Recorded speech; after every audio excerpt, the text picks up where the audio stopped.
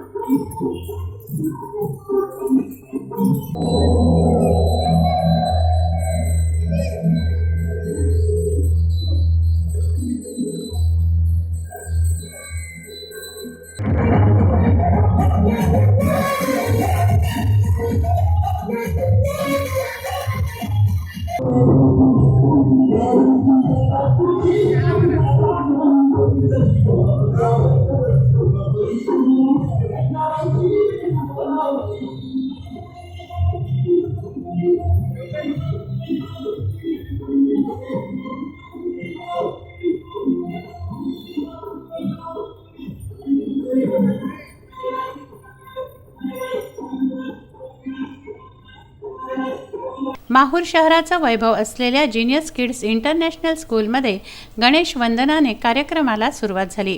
स्नेहसंमेलनात विद्यार्थ्यांनी देशभक्तीपर गीत, आईवडील व शिक्षक यांच्या भूमिकेतील थीम्स डान्स, झाशी की राणी, जीवन अवस्था, फॅशन शो, महिलांवरील वाढत्या अत्याचारावर आधारित निर्भया नाटिकेसह हॉरर डान्स आणि हिंदी, मराठा, बंजारा, आदिवासी सांस्कृतिक गाण्यांवर नृत्य सादर केले.